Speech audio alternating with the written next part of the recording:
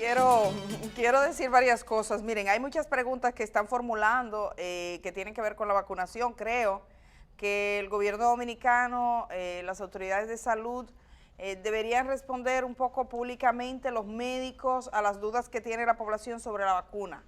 Eso es importante. Y sobre todo el proceso, buscar alguna manera. Sí que vamos bien, tengo entendido que ayer rompimos récord. Fueron más de 50,000 dosis que se aplicaron. Sabemos que el día anterior fueron 52 y algo. Sí. Probablemente estemos llegando, Uchi, a las 60,000 dosis ayer, en el día de ayer. Con lo cual pasaríamos de las 200,000 dosis. 58,000 y pico. Exacto, estamos aplicando, pero el número global que daban ayer no incluye ese día. O sea, anoche se cerraba, todavía falta, quizás podría precisarlo más, pero llegamos casi a las 60,000 dosis aplicadas en todo el país. Una pregunta que están formulando es, una persona Sí, que porque tenga... fueron, Sí, perdón. sí, mira, fueron exactamente 55,843, cerca de 56,000. Exacto. Entonces, están preguntando, Uchi, una persona que tenga un adulto mayor en cama, ¿dónde deben llamar para que vayan a vacunarlo? Según puso la primera dama de la República en su cuenta, usted va con la cédula al puesto de vacunación para que vayan a vacunarlo. Ya lo saben. Háganlo de ese modo. Tenemos a Junior Ramírez, que está junto a la rectora de la Universidad Autónoma de Santo Domingo. Buenos días. Gracias, Edith. Buenos días. Regresamos para llevarle todas las incidencias de lo que está pasando aquí en la UAS con esta jornada de vacunación y los adultos mayores. Y aquí logré pescar a la rectora, doña Emma Polanco, que vino a supervisar toda la logística de lo que se está haciendo aquí en la Universidad Autónoma de Santo Domingo. Buenos días. Bienvenida al día, rectora. Sí, gracias. Muy buenos días. Aquí estamos trabajando por y para la salud del pueblo dominicano. Esta es una institución social que tiene el compromiso de trabajar en pro de la salud, la educación, la economía, todo lo que necesita este pueblo en este momento, un apoyo total de la universidad. Tenemos 15 centros de vacunación, lo que significa que rota rápidamente los que vienen a recibir su vacuna. Aquí no se brinda nada, solo le vamos a dar una botellita de agua a todo el mundo porque por el COVID tenemos que tomar las medidas preventivas de todo esto. Alguien me decía, un café, yo no es posible, pero le vamos a dar una botellita de agua a cada uno. Los que están aquí ya más de casi 100 personas, hay solo en la Facultad de Economía. Aquí está su decano también apoyándonos. Hemos tenido una logística muy organizada en las 4 facultades y también en el dispensario médico de la universidad. También de informarle que si usted trae las documentaciones de su paciente que está en cama, que no puede pararse, que no puede venir aquí, nosotros enviamos un personal especializado para que vaya a la casa y lo vacune. Sí, es importante saber que somos una familia muy grande, la familia universitaria, y hemos puesto a disposición del Gabinete de Salud no solamente aquí, la sede central, sino 18 ciudades universitarias en 18 provincias que tenemos, porque contamos con el personal. Aquí solo nosotros tenemos de salud pública un supervisor o una supervisora, porque tenemos todo el personal calificado y especializado del área de ciencias de la salud. Enfermeras, bioanalistas, médicos, pasantes, es decir que tenemos una gran cantidad del personal especializado que no es necesario que salud pública tenga que enviárnoslos. ¿Tienen algún dato específico ya de cuántas vacunas han colocado aquí desde que inició la jornada? Nosotros iniciamos fue con el personal médico del dispensario médico. Nuestro dispensario médico tiene todas las especialidades, médicos especialistas de todas las áreas acá, y eso fue lo que iniciamos primero el lunes a vacunar. Ayer fue nuestro primer día, todavía no había mucha información de que habían aquí tantos centros de vacunación para que viniera masivamente la gente. Ya a partir de hoy sí han comenzado a venir. Aquí vamos a recibir a todo el pueblo dominicano que quiera venirse a vacunar a la Universidad Autónoma de Santo Domingo. Grandioso. ¿Alguna pregunta, Edith, Don Uchi, Carolina, para la rectora? Bueno, no, solo agradecer a la rectora de la Universidad Autónoma de Santo Domingo el esfuerzo que está haciendo ella y todo su personal, toda la universidad. No podía ser de otra manera. Contamos con la universidad en este proceso. Muchas gracias. Gracias a ustedes. Regreso con ustedes. Bien. Bueno, entonces ahora cambiamos de tema. Ayer la PEPCA, la Procuraduría Especializada en Persecución de la Corrupción Administrativa, interrogó a Diandino Peña. Le hicieron preguntas acerca de la construcción del metro. Cuando él salió, él dijo que él no sabe qué es lo que quiere saber el Ministerio Público. O lo había dicho antes. Pero por si acaso él no tiene eso muy claro o no se acuerda, hacemos contacto con la querida colega Alicia Ortega, quien hizo un trabajo de investigación muy minucioso acerca de la declaración de bienes de Diandino Peña y lo que en realidad tiene. En la declaración no tenía ni carro. ¿Ok? Entonces, buenos días, Alicia. Qué gusto que te hayas levantado temprano para conversar con nuestros televidentes. Buen día, Uchi, buen día a Edith, a Carol. Bueno, ya ustedes saben, de ustedes siempre. Alicia, decía Diandino Peña ayer que no sabía exactamente por qué lo habían citado. Yo digo, bueno, quizás Alicia puede ayudar a recordar un poco cuáles son, digamos, las acciones que eventualmente, no tenemos certeza, pero que eventualmente podría estar siendo interrogada por ellas. ¿Y quién mejor que tú para contarlas? Bueno, así es. Tal vez no recuerde que en 2017 revelamos que él tenía lo que nosotros denominamos como un emporio de 29 empresas, 15 registradas en el extranjero y 14 registradas en el país. La mayoría él no las declaraba en el país. ¿Qué ocurría? ¿Por qué no las declaraba? Tal vez, bueno, 3 de ellas, esas famosas offshore, trajeron al país, oigan bien, 788 millones de pesos. Estamos hablando en ese momento en que fueron traídos al país o aportados 21.4 millones de dólares solo para la construcción de la plaza comercial Silver Sun Gallery. Entonces, eso lo revelamos en mayo de 2017 y él no tuvo respuesta. Acuérdense en la entrevista que le hicimos y le preguntamos por ese dinero, él no tuvo respuesta. No sabía cómo responder ante ese dinero que venía al país, porque tampoco sabía decirme cuánto era que tenía su patrimonio en ese momento. Yo le pregunté, ¿usted cree que usted tiene 5 millones de dólares ahorrados? O sea, para tener una idea. Y entonces después no sabía decirme cómo, de dónde había salido ese dinero. Y después le revelamos 6 meses más tarde que 9 empresas vinculadas a él, entre ellas un cuñado, un hijo, un yerno y un amigo que firmaba todo y que era el representante, un señor que vivía en un sector relativamente humilde, que no tenía propiedades y que era el que firmaba como representante de este gran emporio, pues que esas empresas de esos vinculados habían recibido 4.6 mil millones de pesos en contratos para el metro. O sea que le refrescamos eso para que recuerde bien que tal vez por eso está siendo interrogado. Uchilora.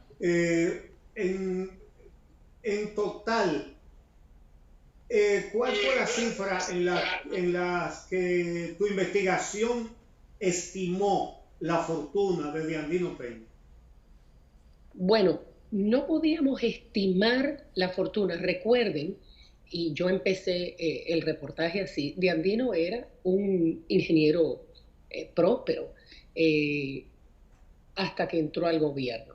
O sea, Él entra al gobierno, casualmente esas tres offshore que aportan ese dinero para Silver Sun Gallery son creadas en 1999, 3 años después de que él ya era secretario, ministro de Obras Públicas. ¿Okay?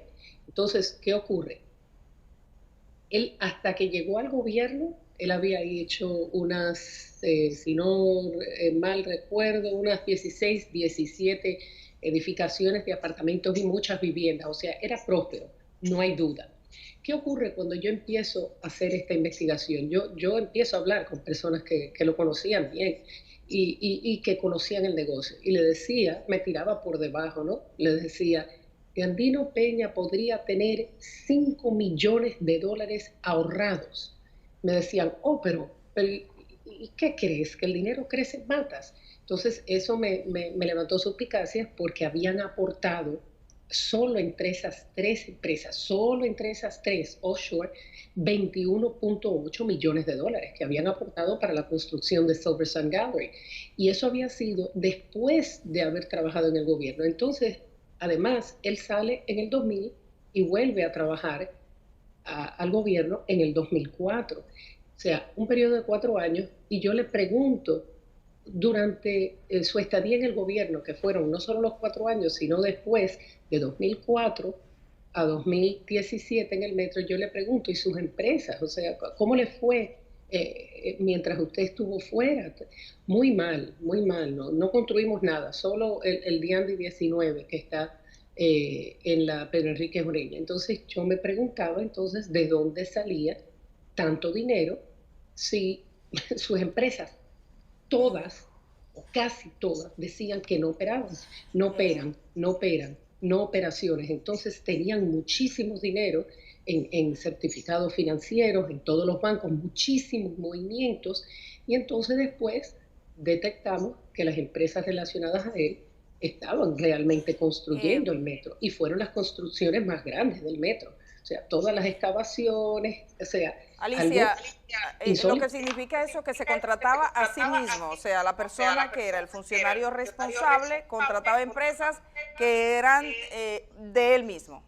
Bueno, por lo menos vinculadas a él. Yo no voy a decir que eran de él, pero era de un cuñado, el hermano de la esposa, había hijos, había yernos, y había también allegado a él que también tenía una empresa. Esa es la que menos recibió, pero la del cuñado y la del yerno fueron construcciones grandísimas, y otras empresas también de amigos, pero que estaban entrelazadas por accionistas. O sea, uno veía que los accionistas que aparecían en esta del yerno también aparecían en esa del amigo, y era una estructura bien montada, y eran 9 empresas, 4.5 mil millones de pesos en contrato. Alicia, más que, digamos, los datos en sí mismos, mucha gente en el país se recuerda a un Andino Peña nervioso cuando tú lo entrevistabas. ¿Cuál fue la impresión tuya esa vez? Él parecía como no tener las palabras para responder ante lo que era como evidencia. Tenías una gran documentación a mano. Bueno, yo fui armada como si fuera a un juicio. Fue una preparación con abogados y todo, porque realmente yo tenía el material, pero uno tiene que estar bien claro si él no tenía respuesta, y constantemente me remitía a, bueno, tengo que hablar con mi financiero, tengo que hablar con el financiero, que de hecho el financiero de sus empresas también era el financiero del metro. O sea que eso tampoco calaba muy bien, pero también los contratos, los revelamos en ese momento, las propuestas que hacía la empresa. Usted sabe que cada institución tiene un presupuesto para una obra. O sea, ellos ponen un precio tope. Bueno, estas empresas ganaban algunas veces con una diferencia de 1 centavo, o 2 centavos, o 10 centavos del precio. Y realmente se veía como todas las propuestas, casualmente, por ejemplo, parece que cuando se le iba acabando la tinta a la impresora, todas las propuestas eran rosadas, o todas las propuestas eran azules, y el logo de las empresas cambiaba de un mes a otro. Un mes era verde, un mes era marrón, un mes era negro, porque la impresora parece, yo no estoy diciendo, pero todo parece indicar, porque así lo revelamos, que imprimían todas esas propuestas juntas, entonces salían del color que la tinta tenía en ese momento. Eso nos llamó mucho la atención, eso es algo que las autoridades tendrán que averiguar e investigar, porque inclusive muchas no estaban firmadas, no estaban selladas por la empresa, y muchas veces competían 3 o 4 vinculadas, o sea, 3 de 6 empresas, para una comparación de precios, 4 eran de vinculados. Entonces, todo, mucha sospecha, mucha suspicacia levanta. Alicia, tú destapaste más casos de corrupción que la Procuraduría General de la República, que tiene cientos de fiscales, toda la fuerza pública a su disposición, etc. En el caso de la torre que construyó Diandino Peña, ahí en la Tiradentes, que fue la obra que tú más investigaste de las obras privadas, a ese edificio la gente le puso el metrico. ¿Tú crees que fue acertado ese apodo que le puso la gente a ese edificio? Puchi, a mí no me gusta especular. Lo único que realmente sabemos concretamente es que al país llegaron 21.8 millones de dólares para esa construcción. O sea, llegaron de esas offshore. Él tendrá que explicar de dónde salió ese dinero, de dónde vino, y fue para la construcción de esa torre que tuvieron. Sí, escucho. Y si tú fueras procuradora, ¿por dónde tú comenzarías esa investigación ahora mismo? Bueno, la investigación prácticamente está hecha porque todo está ahí. Pero yo creo que hay que empezar por las offshore. Están ahí. Tiene que probar de dónde venía ese dinero, y con tantas empresas que dicen que no operaban, de dónde salía tanto dinero y de dónde ha salido tanto dinero para montar tantas empresas familiares, Alicia, a sus hijos. Alicia, la declaración jurada de bienes de Diandino Peña, ¿cómo era respecto a lo que realmente encontraste? No, es que no, mira, según la declaración jurada de bienes de Diandino, ninguna de esas empresas figuraban como 3 de las primeras, 3, pero todas las offshore, incluyendo esas no figuraban. Entonces, ahí es donde la ilegalidad en el primer reportaje era eso. Usted tiene que declarar su fortuna completa. Usted tiene que declarar todas las empresas, y en todas las empresas él aparecía o como gerente general, o como presidente, o como representante legal, y ninguna se declaraba. Y todas estas empresas tenían también certificados financieros que encontramos de sus propios reportes en las empresas que se depositan en la Cámara de Comercio y Producción. Y todos los estados decían que no tenía operaciones, sin embargo tenía movimientos financieros multimillonarios y en dólares. Entonces, Alicia, no compagina. Muchísimo, sí. Alicia, solo para decirle, perdón, solo decirte que tengo entendido, el señor Diandino Peña está siendo investigado por actos de corrupción y lavado de activos. ¿Te hace sentido el tema del lavado de activos?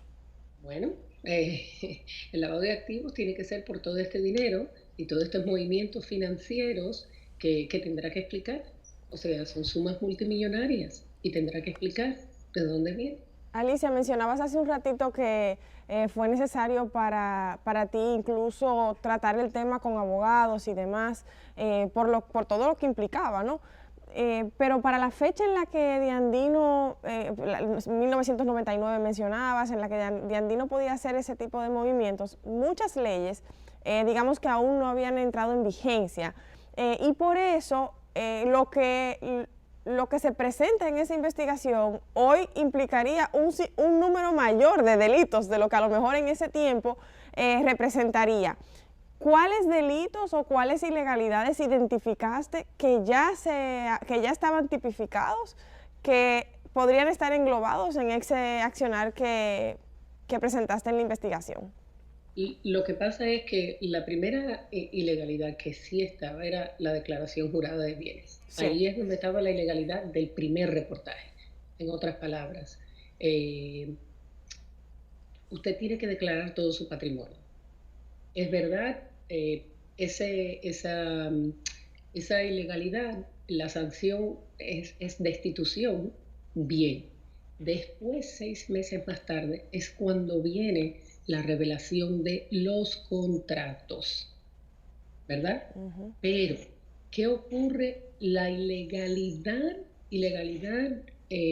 con la declaración es una cosa, pero no quita que usted tiene que explicar de cómo entre 2010 y 2012 usted trajo al país esos más de 20 millones de dólares.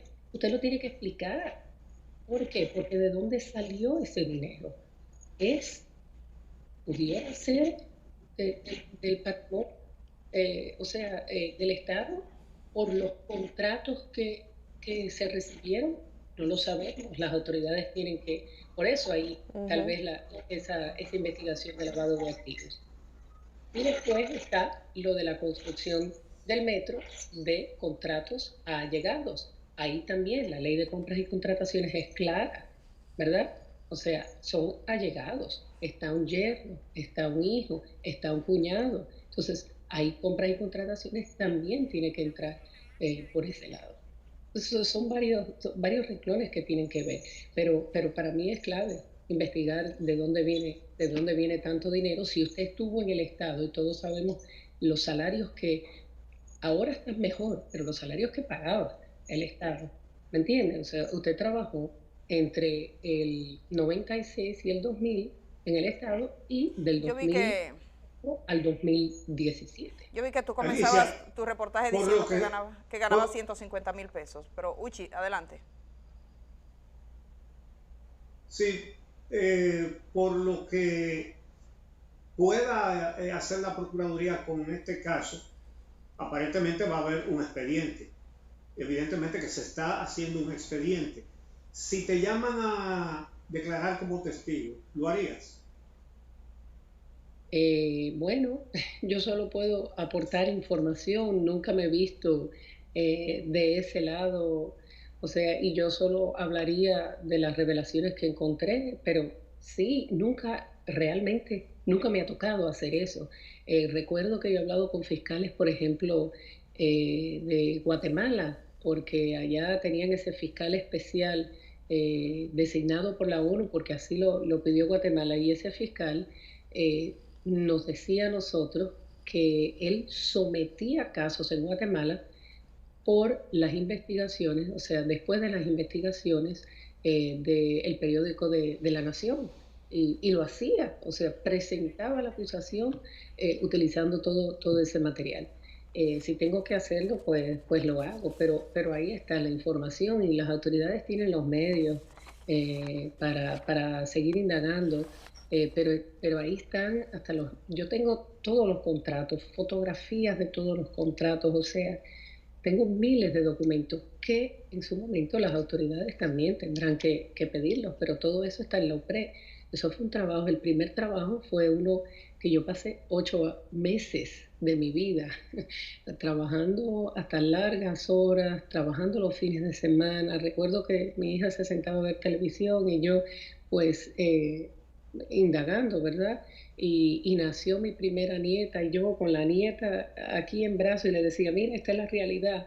Y yo también mirando documentos, y después el segundo trabajo fueron 6 meses, estuve como 20 días laborables, creo, en la UPRED, escarbando entre documentos, o sea, fueron 1.200 o más de 1.200 contratos que fotografié, que estuve ahí mirando. O sea, fue un trabajo que no se hace en un día, pero el trabajo está ahí, está hecho, está documentado, o sea que es mucho más fácil para las autoridades realizar.